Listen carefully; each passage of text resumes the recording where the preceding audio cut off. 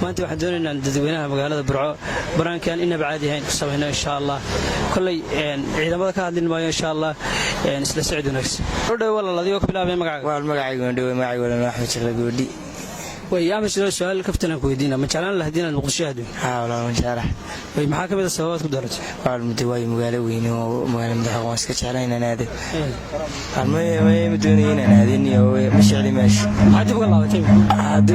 aan rabay graafiye meeshiya harwa ka booday ma doonayeen aad ma ayaan aad waasint walaaladiyo ku bilaabay magacayga walaal waxa Salaad Yuusuf Xasan way salaado ma jeclaan lahayd Muqdisho aad walaal waan jeclaan lahaa Muqdisho inaan aado inaan tago waan jeclaan lahaa way maxaa kamid ah sababaad u tagayso walaal ma ba tageen baan ugu waan meel ii xigto ma aqaan badan tanaan jecelahay waan soo joogaa walaal Muqtaaris way Muqtaar ma jeclaan lahayd inaad tagto Muqdisho maxaa sababaad ku dooranaysaa maxay kamid ah waan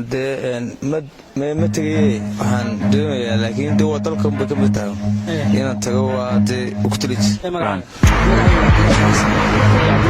ma jeclaan lahayd inaad Muqdisho aado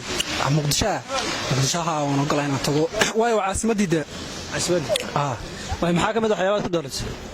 Muqdisho mise Laascaanood baan mooday wala sheegay Muqdisho Laascaanood baan mooday waa ka qaal walaaladiyo ku bilaabay noo walaal way ma jeclaan lahayd inaad Muqdisho aado Muqdisho way Muqdisho caasimadda Soomaaliyeed way maxaa kamid ah sababaad ku dooratay warniyoon Muqdisho ma tiin bilaabay magacaaga waa boqortooyin dabil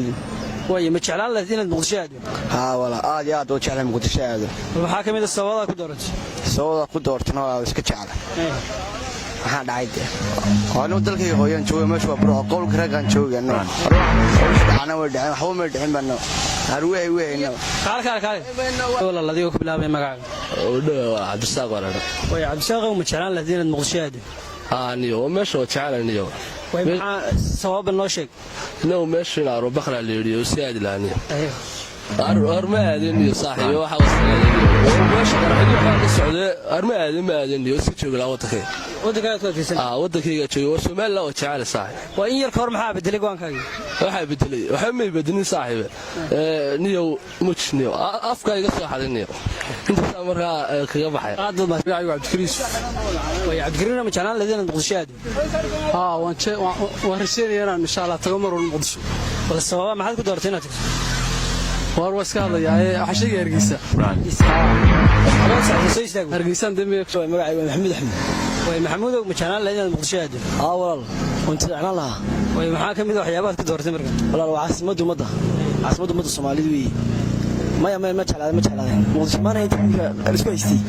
ma jeclaaday walaal ma natiiyo waa in yar ka hor bad goonkaaga maxaad kaga lahayd